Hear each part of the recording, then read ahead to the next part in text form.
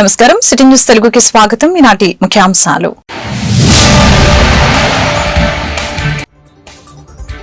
ప్రతిపక్ష హోదాపై నిరాధారమైన ఆరోపణలు చేస్తున్న జగన్, వైసీపీ నేతలు చేస్తున్న వ్యాఖ్యలు సభ ఉల్లంఘన కిందకు వస్తాయి. స్పీకర్ అయ్యన్న పాత్రుడు వ్యాఖ్యలు.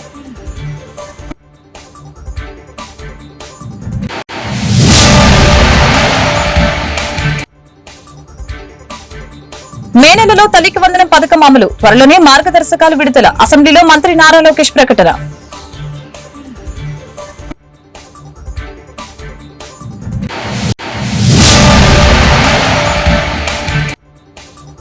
సంక్షేమం పేరుతో ప్రతి వర్గాన్ని కూటమి ప్రభుత్వం మోసం చేసింది. పథకాలకు బడ్జెట్లో అరాకొరగా నిధులు కేటాయింపు. వైసీపీ అధినేత జగన్ విమర్శలు.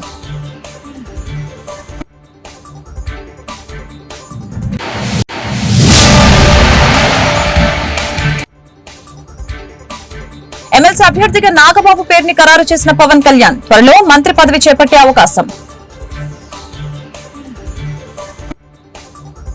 ప్రతిపక్ష హోదాపై నిరాధార ఆరోపణలతో జగన్ తప్పుడు ప్రకటనలు చేస్తున్నారని శాసనసభ స్పీకర్ అయ్యన్న పాత్రుడు అన్నారు. బుధవారం సభ ప్రారంభం కాగానే ఆయన మాట్లాడారు. ప్రతిపక్ష హోదాపై జగన్ హైకోర్టుని కూడా వెళ్తారని చెప్పారు. న్యాయ ప్రక్రియ కొలికి వచ్చే వరకు వేచి చూద్దామని అనుకున్నా ఇటీవల జగన్ వైసీపీ సభ్యులు చేసిన వ్యాఖ్యలు నా దృష్టికి వచ్చాయి. ఎంతటి వారిపైనైనా అసత్యాలు ప్రచారం చేసే ధోరణితో జగన్ వ్యవహరిస్తున్నారు. వారు చేస్తున్న ఆరోపణలు గందరగోళానికి దారితీస్తున్నాయి. స్పీకర్ కి దురుద్దేశాలు ఆపాదించడం సభా నియమాల ఉల్లంఘన కిందకు వస్తుందని తెలిపారు. దేవుడు తిరస్కరించిన వరాన్ని పూజారి నుంచి ఆశించడం తప్పు అని అయ్యన్న తెలిపారు. ప్రతిపక్ష నాయకుడిగా గుర్తింపు పొందాలంటే సభలో కనీసం 10% సంఖ్యాబలం ఉండాలన్నది నిబంధన గురించి ఆయనకి స్పష్టంగా తెలిసినని సభాముఖంగా ఆయన చెప్పిన ప్రసంగం రుజువు చేస్తుంది. ఇలా కోరి మతిమరుపు తెచ్చుకోవడం మాజీ ముఖ్యమంత్రిగా మాజీ ప్రతిపక్ష నాయకుడిగా ఆయన హోదాకు తగిన కాదని నా అభిప్రాయం. రాజ్యాంగం సభా నిబంధనల ప్రకారంగా స్పీకర్కు దురుద్దేశాలు ఆపాదించడం సభా హక్కుల ఉల్లంఘన కిందకు వస్తుందని మీ అందరికీ తెలుసు. ఈ పాయింటే అయినప్పటికీ వైఎస్ జగన్మోహన్ రెడ్డి ఇప్పటి వరకు సాధించిన దుష్ప్రచారాన్ని సంధి ప్రేలాపనలు అంటాను. నేను మా సైడ్ సంధి ప్రేలాపనలు అంటారండి. సంధి ప్రేలాపనలను పరిగణలోకి ప్రేలాపనలుగా పరిగణించి ప్రజలే దేవుళ్ళు, సమాజమే దేవాలయం. ఈ శాసనసభ ప్రజలు అనేక దేవుళ్ళు నేరుగా ఎన్నుకున్న దేవాలయం. మళ్ళీ ఒకసారి రిపీట్ చేస్తాను. ఈ శాసనసభ ప్రజలు అనే దేవుళ్ళు నేరుగా ఎన్నుకున్న దేవాలయం. ఇది మనకు దేవాలయం లాంటిది. స్పీకర్గా నా బాధ్యత ఈ దేవాలయానికి నేను పూజారిగా పనిచేస్తున్నాను మాత్రమే. అంతే కదండి. దేవుడు తిరస్కరించిన వరాన్ని పూజారి నుండి ఆశించడం ఎంత తప్పు కదండి. దేవుడి నిర్ణయం 11 మంది ఇచ్చాడు కానీ నేను ఏం చేస్తాను? పూజారికి నేను ఏం చేయగలను?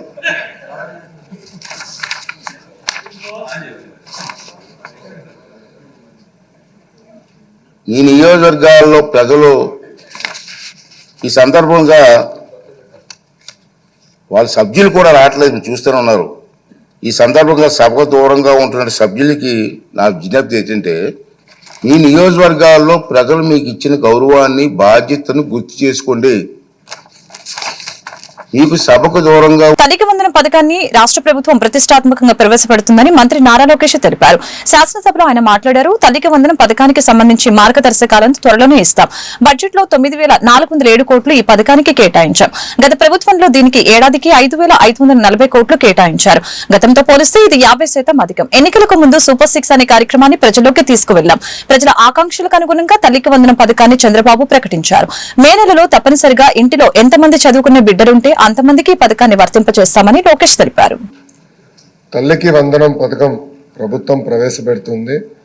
దానికి గైడ్ లైన్స్ త్వరలో ఫైనలైజ్ చేస్తాం జరుగుతుంది. రెండో ప్రశ్నకు సమాధానం, బడ్జెట్లో 9,407 కోట్ల రూపాయలు ఈ స్కీమ్కి అలొకేషన్ చేశాము. మూడో ప్రశ్నకు సమాధానం అవునండి. నాలుగో ప్రశ్నకు సమాధానం ఈ వివరాలు ఎనెక్షర్ 1లో పెడతాం జరిగింది. సభ్యులు అటెండ్ అవ్వలేదు. సో 2 మాటలు చెప్పండి. అధ్యక్ష, ఎన్నికల ముందల బాబు సుప్రశిక్షణ మేనిఫెస్టో రూపొందించి ప్రజల్లోకి తీసుకెళ్తాం జరిగింది అధ్యక్ష. దాంట్లో భాగంగా ప్రధానమైంది తల్లికి వందనం. ఇది తెలుగుదేశం పార్టీ ప్రతిపక్షంలో ఉన్నప్పుడు ప్రజల దగ్గరికి వెళ్ళినప్పుడు కేవలం ఒక్క బిడ్డకే కాదు, ఇంట్లో ఎంతమంది బిడ్డలుంటే అంతమంది బిడ్డలకి ఆర్థిక సాయం చేస్తే బాగుంటుందని ప్రధానంగా కోరటం జరిగింది. అంతేకాకుండా అధ్యక్ష, ఒకసారి మనం చూస్తే భారతదేశంలోనే రీప్లేస్మెంట్ రేట్ కన్నా అతి తక్కువ ఉన్న రాష్ట్రం తమిళనాడు అయితే, దాని తర్వాత ఆంధ్ర రాష్ట్రం అధ్యక్ష. అందుకే పిల్లలకి అనేది ప్రోత్సహించాలి, పిల్లల చదువుకి ఆర్థిక సాయం చేయాలన్న ఆలోచనతో మన ప్రభుత్వం తల్లికి వందన కార్యక్రమం రూపొందించింది అధ్యక్ష. మనం ఒక్కసారి చూస్తే గత ప్రభుత్వం తల్లికి వందనం కింద సుమారుగా సంవత్సరానికి 5,540 కోట్ల రూపాయలు ఖర్చు పెట్టింది అధ్యక్ష సంవత్సరానికి. కానీ ఇప్పుడు మన ప్రభుత్వ అధ్యక్ష దాదాపు 9,407 కోట్ల రూపాయలు డబ్బులు కేటాయిస్తాం జరుగుతుంది అధ్యక్ష. ఇది 50% ఎక్కువ అధ్యక్ష. గత ప్రభుత్వంతో పోల్చితే 50% ఎక్కువ నిధులు మనం కేటాయిస్తాం జరుగుతుంది అధ్యక్ష. చాలా ప్రతిష్టాత్మకంగా తీసుకున్న కార్యక్రమం ఇది. ఇప్పుడే గౌరవ ముఖ్యమంత్రి గారు కూడా చాలా స్పష్టంగా చెప్పారు, మే మాసంలో తప్పనిసరిగా ఇంట్లో ఎంతమంది బిడ్డలు ఉంటే అంతమంది బిడ్డలకి 15,000 రూపాయలు. కూటమి ప్రభుత్వ పాలనలో సంక్షేమం పేరుతో ప్రతి వర్గాన్ని చంద్రబాబు మోసం చేశారని, బడ్జెట్ గారడితో అది బయటపడిందని వైఎస్ఆర్సీపీ అధినేత వైఎస్ జగన్మోహన్ రెడ్డి అన్నారు. తాడేపల్లిలోని కేంద్ర కార్యాలయంలో ఆయన చంద్రబాబు చేస్తున్న దగాను వివరించారు. ప్రెస్ మీట్ లో వైఎస్ జగన్ మాట్లాడారు. అసెంబ్లీలో ప్రతిపక్షం చెబుతున్న మాటలు వినటం లేదు, అందుకే మీడియా ముందుకు వచ్చాం. చంద్రబాబు ప్రభుత్వం 2 బడ్జెట్లు ప్రవేశపెట్టింది. సూపర్ 6 143 హామీల కోసం అరాకొర కేటాయింపులు చేశారు. అన్ని రకాలుగా మోసం చేసిన తీరు తేటతెల్లంగా కనిపిస్తుందని జగన్ వ్యాఖ్యానించారు. ప్రతిపక్షం అనేది ఈ మేరకు చెప్పలేకపోతే ఈ విషయాలన్నీ ప్రజలకి ఎలా తెలుస్తాయి? మామూలుగా అయితే ప్రతిపక్ష నాయకుడు అనే వ్యక్తికి ఎవరికైనా కూడా ఉండేది అసెంబ్లీలో మామూలుగా 2 పార్టీలు ఉంటాయి. ఒకటి అధికార పార్టీ, మరొకటి ప్రతిపక్ష పార్టీ. ప్రతిపక్ష పార్టీని అధికారంలో ఉన్న వాళ్ళు గుర్తించకపోతే, ప్రతిపక్ష పార్టీ ఇవన్నీ చెప్పేటివన్నీ కూడా వాళ్ళు చెప్పలేకపోతే కరెక్షన్స్ ఎక్కడి నుంచి వస్తాయి? అసెంబ్లీ ఎందుకు నడుపుతా ఉన్నాం? ఏం సాధించడం కోసం నడుపుతా ఉన్నాం? ఎవరు కూడా నీకు వ్యతిరేకంగా మాట్లాడకూడదు, ఎవరు కూడా నీకు వ్యతిరేకంగా చెప్పకూడదు. వాళ్ళకు మైక్ ఇవ్వము, మేము 5 నిమిషాలు మాత్రమే మైక్ ఇస్తాం. 175 మందిలో నీకు ఇచ్చినట్టుగా వాళ్ళకి ఇచ్చినట్టుగా నీకు ఒకరికి మైక్ ఇస్తాము. 5 నిమిషాలు నీ టైం కట్ చేస్తాము, నీ మైక్ కట్ చేస్తాము అని అంటే ప్రజలకు ఇవన్నీ కూడా తెలియకూడదు అనే ఉద్దేశంతో అసెంబ్లీ నడుస్తూ ఉంది. కానీ మీ ద్వారా నేను ఏదైతే చెప్పానో ఇంతవరకు ఈ 1.5 hour 2 గంటలు, నాకు తెలియదు ఎన్ని గంటలు ప్రజెంటేషన్ అయిందో, కానీ ప్రతి విషయంలోనూ కూడా ఏది కూడా ఎవరిని కూడా ఊరికే తిట్టల. ప్రతి విషయము ఫ్యాక్ట్స్ అండ్ ఫిగర్స్తో ప్రజెంటేషన్ చేస్తాం. ప్రతి విషయంలోనూ కూడా ఇవి వాస్తవాలు అని చెప్పి నెంబర్స్తో సహా చూపించాం. వీటికి సంబంధించి ఏదైనా సమాధానాలు చెప్పగలిగితే సమాధానాలు వాళ్ళు చెప్పాలి. మీ ద్వారా కనీసం ప్రజలకన్నా ఈ మెసేజ్ పోయి ప్రజలందరికీ కూడా జరుగుతూ ఉన్న ఈ రాష్ట్ర పరిస్థితుల మీద ప్రజలందరికీ కూడా అవగాహన కలగాలి అని రాష్ట్ర బడ్జెట్ మీద, గవర్నర్ ప్రసంగం మీద ఒక ప్రతిపక్ష నాయకుడిగా, ఒక ప్రతిపక్ష పార్టీకి సంబంధించిన నాయకుడిగా ప్రతిపక్షం చేయాల్సిన పాత్ర అసెంబ్లీలో చేయలేని పరిస్థితుల మధ్య మీడియా ద్వారా ప్రజలకు కమ్యూనికేట్ చేసే కార్యక్రమం. కేవలం 895 కోట్లు మాత్రమే ఇచ్చి, 865 కోట్లు మాత్రమే ఇచ్చి అది ఎగనామం పెట్టేశాడు. పోనీ ఈ సంవత్సరం అన్నా, 2వ సంవత్సరం అన్నా 3 సిలిండర్లు ఇస్తున్నాడా అని చెప్పి చూస్తే 1,59,00,000కు 3 సిలిండర్లకు 4,000 కోట్ల రూపాయలు అవసరమైతే బడ్జెట్లో ఈయన కేటాయింపు చేసింది 2,600 కోట్లు మాత్రమే. ఎలాగూ ఇచ్చేది లేదు కాబట్టి, ఎలాగూ మోసమే కాబట్టి నెంబర్లు ఏవి ఎంత అవసరమో అన్న దాని మీద ఏది కూడా ఎవరు కూడా లెక్కలు చూడడం లేదు. ఎలాగో ఎగరగొట్టేదే, నామకే వాస్తే చేయాలంటే చేయాలన్నట్టుగా చేసేదే కాబట్టి ఎలాగో ఎగనామం పెట్టేదే కదా అని చెప్పి అడుగులు వేస్తా ఉన్నాడు చంద్రబాబు నాయుడు గవర్నమెంట్. మరో ముఖ్యమైన హామీ 50 ఏళ్లకే పెన్షన్ అన్నాడు. ఆ రోజు ప్రతి ఇంటికి వెళ్ళి ఇంట్లో పెద్దమ్మ కనపడినా, ఇంట్లో అమ్మలు, ఆ అమ్మమ్మలు కనపడితే ఏమన్నాడు, మీకు 50 ఏళ్ళ వయసు ఉందే మీకు ఇక్కడ నుంచి మీకు నీకు 48,000, నీకు 48,000, నీకు 48,000 అన్నాడు. ఇదే పెద్ద మనిషి అన్నాడా? మరి నిజంగా 50 ఏళ్ళకి పెన్షన్లు ఇవ్వాలి అని అంటే ఎస్సీ, బీసీ, మైనారిటీలకు ఇదే మాదిరిగా పెన్షన్ ఇవ్వాలి అని అంటే మరో 20 లక్షల కుటుంబాలు యాడ్ అవుతాయి ఉన్న పెన్షన్ల సంఖ్యకు. ఎమ్మెల్సీ అభ్యర్థిగా డిప్యూటీ సీఎం పవన్ కళ్యాణ్ సోదరుడు జనసేన నేత నాగబాబు పేరు ఖరారు అయింది. ఎమ్మెల్యే కోట అభ్యర్థిగా ఆయన పేరు జనసేన అధినేత పవన్ కళ్యాణ్ ఖరారు చేశారు. నామినేషన్ వేయాలని నాగబాబుకు ఆయన సమాచారం అందజేశారు. కొద్ది రోజుల కిందట ఖాళీ అయిన 3 రాజ్యసభ స్థానాలు 2 టీడీపీ, 1 బీజేపీ తీసుకున్నాయి. రాజ్యసభ అభ్యర్థుల ఎంపిక సమయంలో నాగబాబును మంత్రివర్గంలోకి తీసుకోబోతున్నట్లు చంద్రబాబు ప్రకటించారు. పవన్ కళ్యాణ్ కోరిక మేరకు తొలుత ఆయన్ను మంత్రివర్గంలోకి తీసుకోవాలని ముఖ్యమంత్రి చంద్రబాబు భావించారు. ఎమ్మెల్యే కోట, ఎమ్మెల్సీ ఎన్నికల ఒక స్థానం ఆయన కోసం కేటాయించారు. తీరా శాసన మండలి ఎన్నికల షెడ్యూల్ వెలువడిన తర్వాత నాగబాబుకి కార్పొరేషన్ చైర్మన్ పదవి ఇవ్వనున్నట్లు ప్రచారం జరిగింది.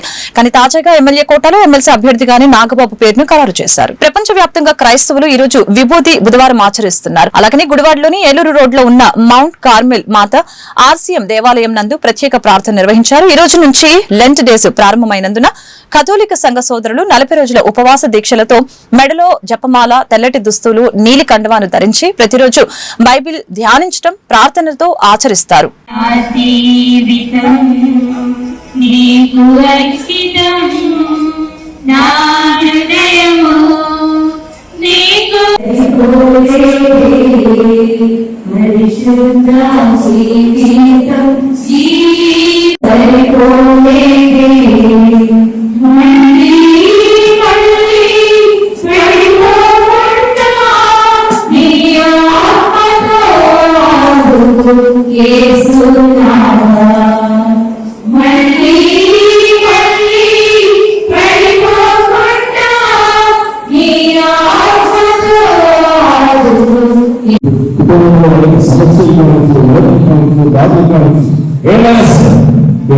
చక్కపరుస్తాము.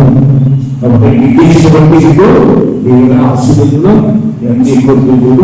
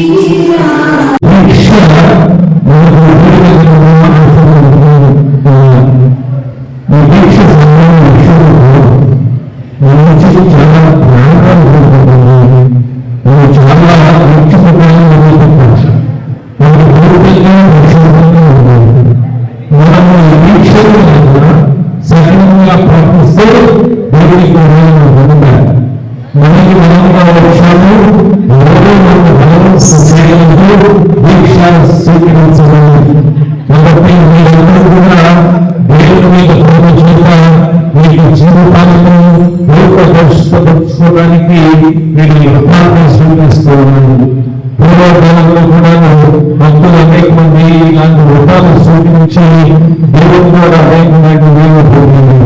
కాబట్టి మీరు మీ యొక్క వ్రతంలో సూచించిన తర్వాత మీ యొక్క నియమాలను, చట్టాలను తూచా తప్పకుండా పాటించాలి, ప్రార్థన చేయాలి, ఉపవాసాలు ఉండాలి, దానకర్మలు చేయాలి, అందరినీ ప్రేమించాలి, మంచి మాటలు ఉండాలి.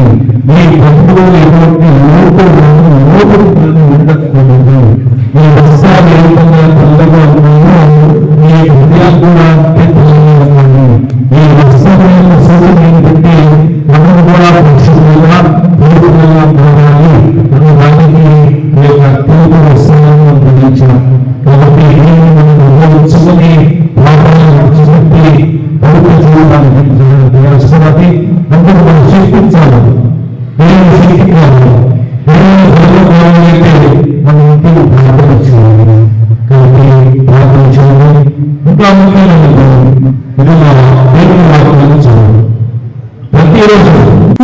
ద్వారా కాలువల మరమ్మతుల పనులు చేపించమని గుడివాడ ఎమ్మెల్యే వెనిగండ్ల రాము అసెంబ్లీ సమావేశంలో సభాపతి దృష్టికి తీసుకువచ్చారు. నేటి అసెంబ్లీలో సాగునీటి కాలువల మరమ్మతులు వాటి అభివృద్ధిపై జరిగిన చర్చ సమావేశంలో ఎమ్మెల్యే వెనిగండ్ల రాము నీటిపారుదల శాఖ మంత్రి నిమ్మల రామానాయుడిని కోరడం జరిగింది. ఒకసారి పరిశీలిస్తుందో కోరుతా ఉన్నాను అధ్యక్ష. అది ఏంటంటే ఈ కాంట్రాక్టర్స్ వల్ల అయ్యే పరిస్థితి లేదు, వాళ్ళంతా డబ్బులు చేసుకున్నాకే తప్పితే నిజంగా ఈ నీటి సంఘాలు అయితే కనుక వాళ్ళకు కూడా అక్కడ స్టేక్ ఉంటుంది కాబట్టి వీళ్ళందరూ కూడా కావాల ఇంపార్టెన్స్ వాళ్ళకి తెలుసు కాబట్టి వాళ్ళు చిన్న చిన్న కాంట్రాక్ట్స్ కింద చేసుకున్నాను కానీ వాళ్ళందరికీ అప్ చెప్తే బాగుంటుంది అనేది నా సూచన అధ్యక్ష. ఒకసారి పరిశీలించవలసింది. Thank you. ధన్యవాదాలు అధ్యక్ష. ఏదైతే ఇప్పుడు గౌరవ సభ్యులు చెప్పింది ఏదైతే నీటి సంఘాలు ఏవైతే ఉన్నాయో గతంలో చంద్రబాబు నాయుడు గారు ఆంధ్రప్రదేశ్ రాష్ట్ర చరిత్రలో ఎప్పుడూ లేనిటువంటి విధంగా ఏదైతే కాలువలు కానీ డ్రైన్స్ కానీ రిజర్వాయర్స్ కానీ వాటికి సంబంధించినటువంటి పనులలో అక్కడ ఉన్నటువంటి రైతుల భాగస్వామ్యం ఉండాలి అనేటువంటి ఆలోచనతోటే మరి నీటి సంఘాలను ఎన్నికలు గతంలో మన 14-19 అధికారులు ఉండగా తీసుకురావడం జరిగింది అధ్యక్ష. దాని ద్వారా కొంతమేర సజావుగా ఆ రోజు మన పనులు చేపట్టుకోవడం జరిగింది అధ్యక్ష. కానీ దురదృష్టం లాస్ట్ టైం 1924 ఆ నీటి సంఘాలను రద్దు చేసేసినటువంటి పరిస్థితుల్లో ఈరోజు ఇరిగేషన్ వ్యవస్థ కూడా ఇట్లా నిర్వీర్యం విధ్వంసం అవడానికి కూడా అదొక కారణం. అందుకే మళ్ళీ మొన్న అధికారంలోకి వచ్చిన తర్వాత మొదటి సంవత్సరంలోనే ఏదైతే నీటి సంఘాలకు సంబంధించి WEA వాటర్ నీటి సంఘాలు కానీ డిస్ట్రిబ్యూటరీ కమిటీ కానీ ప్రాజెక్ట్ కమిటీ కానీ దగ్గర 60,000 మందికి ఆ నీటి సంఘాల ద్వారా ప్రాతినిధ్యం కల్పించి ఎన్నికలు నిర్వహించడం జరిగింది అధ్యక్ష. ఆ రిజల్ట్ అనేది గత నెల రోజుల నుంచి నేను కూడా చూస్తున్నాను అధ్యక్ష. ఎక్కడైనా మరి శివారు ప్రాంతానికి నీరు అందట్లేదనంటే ఇమ్మీడియట్లీ అక్కడ నీటి సంఘం అధ్యక్షుడిని ఆ గ్రామంలో ఉన్నటువంటి రైతులు వాళ్ళ ఇంటికి వెళ్తూ ఉన్నారు. వాళ్ళు కూడా కాలగొట్టు మీద కనిపిస్తూ ఉన్నాడు. అక్కడ డిస్ట్రిబ్యూటరీ కమిటీ బాధ్యత తీసుకుంటూ ఉన్నాడు.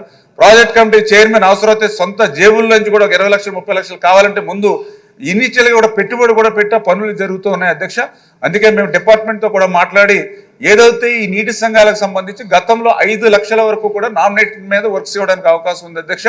ఇప్పుడు ఏదైతే పెరిగినటువంటి వ్యయం దృష్టిలో పెట్టుకుని దాన్ని 10 లక్షల వరకు కూడా ఆ నీటి సంఘాలకి నామినేషన్ మీద ఇచ్చేటువంటి విధంగా కూడా నిర్ణయం తీసుకోమని చెప్పేసి కూడా మొన్ననే మేము ఇరిగేషన్ డిపార్ట్మెంట్కి కూడా చెప్పడం జరిగింది అధ్యక్ష. తప్పనిసరిగా ఈ యొక్క నీటి సంఘాల యొక్క భాగస్వామ్యంలో రైతులకు సేవ చేయాలనేది చంద్రబాబు నాయుడు గారి లక్ష్యం అధ్యక్ష. ఆ లక్ష్యం అనుగుణంగానే పనిచేస్తాం అధ్యక్ష. Thank you.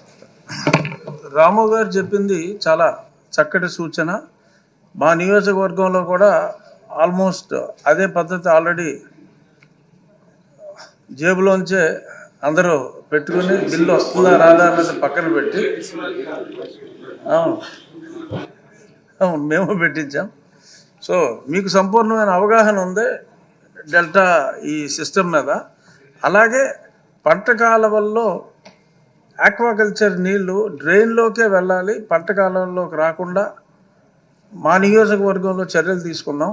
మన 2 జిల్లాల్లో కూడా అది సక్రమంగా ఇంప్లిమెంట్ అయ్యేలాగా మీ పంట కాలువలో చూసే వాళ్ళకి మీ దగ్గర నుంచి ఇన్స్ట్రక్షన్ వెళ్తే ఈ ఆక్వా అభివృద్ధి అవుతుంది. ఆక్వా వల్ల ఎవరో కూడా బాధపడకుండా మిగిలిన రైతులందరూ కూడా ఉంటారు. ఇది కూడా పరిగణలోకి తీసుకోండి. వార్తలు ముగించే ముందు ముఖ్యాంశాలు మరొకసారి.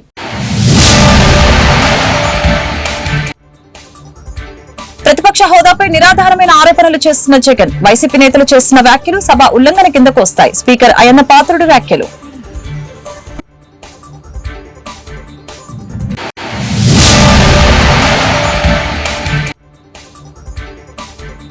మే నెలలో తల్లికి వందనం పథకం అమలు, త్వరలోనే మార్గదర్శకాలు విడుదల. అసెంబ్లీలో మంత్రి నారా లోకేష్ ప్రకటన.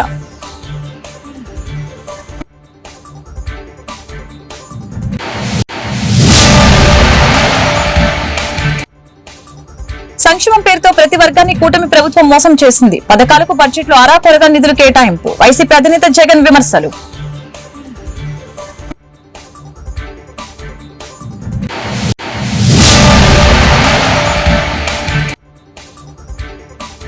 ఎమ్మెల్సీ అభ్యర్థిగా నాగబాబు పేరుని ఖరారు చేసిన పవన్ కళ్యాణ్, త్వరలో మంత్రి పదవి చేపట్టే అవకాశం. ఈ వార్తలు ఇంతటితో సమాప్తం. మరొక బులెటిన్ మళ్ళీ కలుద్దాం. నమస్కారం.